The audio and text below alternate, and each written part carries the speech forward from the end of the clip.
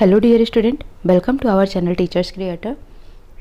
आज के क्लास में most important questions of pedagogy of physical science जो कि आपका बीएड फर्स्ट ईयर 2021 एग्ज़ाम के लिए इम्पॉर्टेंट है, mainly focus for CRSU and MDU students. Okay, वैसे तो हरियाणा यूनिवर्सिटी के किसी भी बच्चे के लिए इम्पॉर्टेंट हो सकता है, ठीक है, वो सभी इन क्वेश्चंस को प्रिपेयर कर लें, बट मेनली जो मैंने फोकस किया वो सीआरएसयू और एमडीयू के पैटर्न पर, यानी कि उनके जो प्रीवियस ईयर क्वेश्चंस पेपर रहे हैं उनके बेस पर हमने इन क्वेश्चंस को प्रिपेयर किया है। सो अगर यूनिट 1 से अगर हम देखते हैं तो टोटल 4 यूनिट हैं आपके और एवरी यूनिट कैरी 20 मार्क्स, ठीक है। सो ओवरऑल अगर हम बात करें तो 80 मार्क्स का पेपर होगा आपका थ्योरी का, यानी कि जिसको हम बोलते हैं एक्सटर्नल, और 20 मार्क्स होता है आपका इंटरनल, यानी कि जो प्रैक्टिकल से स्कूल में मिलता है यानी कि कॉलेज में मिलता है, ठीक है। तो इस तरीके से 100 मार्क्स का आपका एग्ज़ाम होता है, यानी कि फिजिकल साइंस पूरा आपका 100 मार्क्स का होता है। 80 थ्योरी हो गई जो कि हमारी एक्सटर्नल होती है और 20 हमारी इंटरनल हो गई जो कि कॉलेज से प्रैक्टिकल के फॉर्म में मिलती है। नाउ यूनिट 1 हम देखते हैं, कुछ इंपॉर्टेंट क्वेश्चंस हैं ये जिन्हें बार बार दिया जाता है एग्ज़ाम में, कभी ये 4 मार्क्स के, कभी ये 16 मार्क्स के भी पूछे जाते हैं, ठीक है।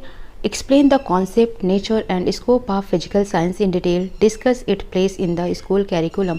ये क्वेश्चन 4 मार्क्स का इस तरह पूछा जाता है, what is the concept of physical science, what is the nature of physical science, what is the scope of physical science, ठीक है। तो कैसा भी 4 मार्क्स का क्वेश्चन बना सकते हैं। तो इन डिटेल कहने का मतलब ये है कि फिजिकल साइंस का कॉन्सेप्ट यानी मीनिंग उसकी, नेचर यानी प्रकृति उसकी, स्कोप यानी कि उसका क्षेत्र, ठीक है। इन सब का क्या मतलब है, क्या है फिजिकल साइंस, भौतिक विज्ञान की अवधारणा, प्रकृति या क्षेत्र, ठीक है, उसका वर्णन करना है। हिंदी में भौतिक विज्ञान की अवधारणा, प्रकृति और क्षेत्र का विस्तृत वर्णन कीजिए, विद्यालय पाठ्यक्रम में इसके स्थान पर चर्चा कीजिए।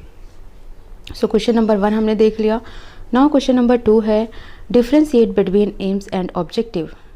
What are the aims of teaching physical science at secondary school stage and senior secondary school stage, ठीक है। यानी कि एम्स और ऑब्जेक्टिव 4 मार्क्स का भी आता है, 16 मार्क्स का भी आता है, तो बहुत ही अच्छे से पढ़ के जाना है आपको। एम और ऑब्जेक्टिव में डिफरेंस पूछ लिया जाता है।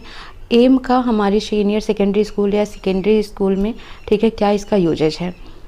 लक्ष्यों तथा उद्देश्यों के बीच अंतर स्पष्ट कीजिए।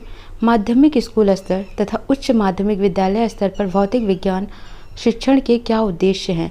अब ये क्वेश्चन ऐसे नहीं आ जाता, ये इस तरीके से देगा, माध्यमिक स्कूल स्तर पर भौतिक विज्ञान शिक्षण के क्या उद्देश्य हैं। अगर माध्यमिक देता है तो उच्च माध्यमिक नहीं देगा, और अगर उच्च माध्यमिक देगा तो माध्यमिक नहीं देगा, यानी कि कुछ इस तरीके से देता है। लक्ष्यों तथा उद्देश्यों के बीच अंतर स्पष्ट कीजिए। माध्यमिक स्कूल स्तर पर भौतिक विज्ञान शिक्षण के क्या उद्देश्य हैं। पहला टाइप, या दूसरा इस तरीके से बन सकता है, लक्ष्यों तथा उद्देश्य के बीच अंतर स्पष्ट कीजिए। उच्च माध्यमिक विद्यालय स्तर पर भौतिक विज्ञान शिक्षण के क्या उद्देश्य हैं, ठीक है। तो 2 क्वेश्चंस आपके यहाँ से फ्रेम हो सकते हैं। मैंने एक साथ इसलिए दिया है कि आप उसको सीनियर सेकेंडरी स्टेज के बेस पर भी और सेकेंडरी स्टेज के बेस पर भी आप उसको दोनों को रियलाइज़ कर लें, एनालाइज कर लें। ओके, नाउ क्वेश्चन नंबर 3 है, discuss the Bloom's taxonomy of educational objective, qualities and responsibilities of physical science teacher. Bloom की शिक्षा उद्देश्यों की वर्गीकरण प्रणाली की विवेचना कीजिए। भौतिक विज्ञान के शिक्षक के गुणों और जिम्मेदारियों की विवेचना कीजिए। तो ये रिस्पॉन्सिबिलिटीज़ वाले जो क्वेश्चंस हैं ये 4 मार्क्स का भी आ जाता है और 16 में भी आ सकता है, ठीक है। तो अच्छे से पढ़ के जाना है आपको इसे भी, और ब्लूम टैक्सोनॉमी को भी आपको पढ़कर जाना ही है। अब हम यूनिट 2 के क्वेश्चंस को देखते हैं।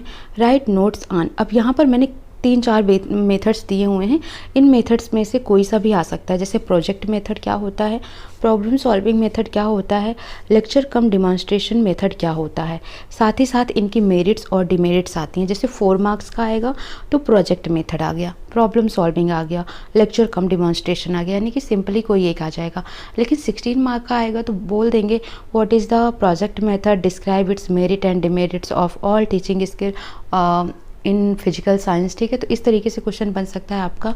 तो इन डिटेल कहने का मतलब ये हुआ कि प्रोजेक्ट मेथड, प्रॉब्लम सॉल्विंग और लेक्चर कम डिमॉन्स्ट्रेशन मेथड, परियोजना विधि, समस्या समाधान विधि, व्याख्या प्रदर्शन विधि, इन तीनों विधियों के क्या मेरिट्स हैं, क्या डिमेरिट्स हैं, यानी क्या लाभ हैं, क्या हानि है, इनको अच्छे से आपको पढ़कर तैयार कर लेना है।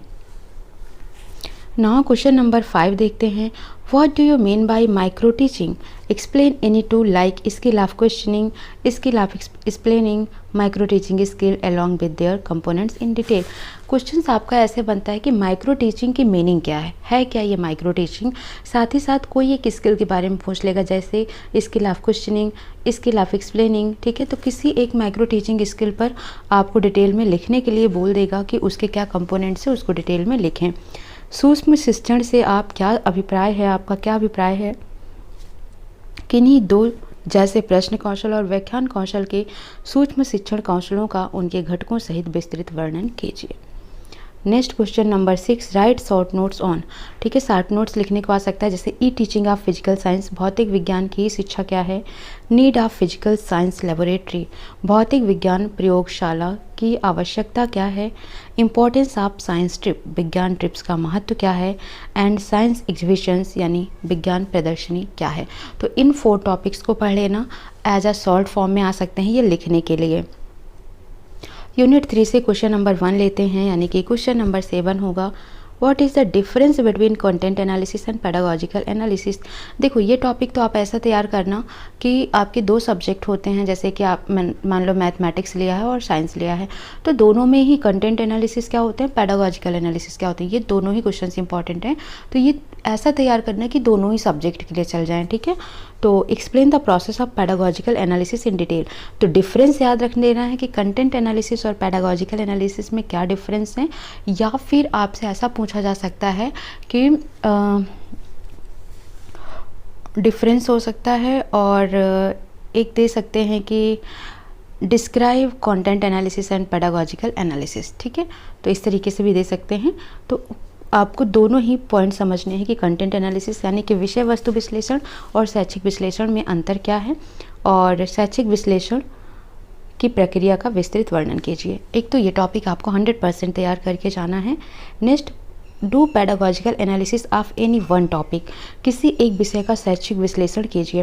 तो मेरे कहने का मतलब है कि ये सभी टॉपिक अगर आपने साइंस लिया है तो आपको ये सभी तो डिटेल में आते ही होंगे कि एटॉमिक स्ट्रक्चर क्या है, फ्रिक्शंस क्या है, ट्रांसमिशन ऑफ हीट क्या है, एनर्जी एंड इट्स टाइप क्या है ना। आप सबको ही पता है परमाणु संरचना क्या है, घर्षण क्या है जो बल के अपोजिट काम करता है, उष्मा का संचरण क्या है, 3 विधियाँ हैं उष्मा संचरण की, है ना, रेडिएशंस है, कंडक्शंस है, और एक कंडक्शन के थ्रू होता है और एक आपका ये रेडिएशंस हो जाता है, ठीक है। और एक मेथड और विकिरण हो गया, ठीक है। तो देख लेना 3 मेथड हैं ट्रांसमिशन ऑफ हीट के, तो इनका भी डिटेल पूछ लेता है। और एनर्जी एंड इस टाइप, तो पोटेंशियल एनर्जी हो गई, ठीक है, स्टैटिक एनर्जी हो गई, फिर इनके टाइप्स हो गए, मैकेनिकल एनर्जी हो गई, क्या होते हैं इन डिटेल इसको याद होगा आपको। तो बस इन्हीं पर आपको पेडागोजिकल एनालिसिस कर देना। अब आपको स्ट्रक्चर तो पता ही रहेगा कि कैसे पेडागोजिकल एनालिसिस लिखा जाता है, तो उसको आप वन बाय वन एक एक स्टेप याद कर लें, उसी के बेस पर ही आप इन सब का पेडागोजिकल एनालिसिस लिख सकते हैं, ठीक है। इन्वायरमेंट एंड पोल्यूशंस कई बार पूछा गया, यानी वातावरण और प्रदूषण, और साथ ही साथ आपका एक क्वेश्चन और था, ये था एटॉमिक स्ट्रक्चर, ठीक है। तो ये भी इम्पॉर्टेंट है, यानी कि इतने टॉपिक्स में से ये 2 टॉपिक और भी ज़्यादा इंपॉर्टेंट हो जाते हैं।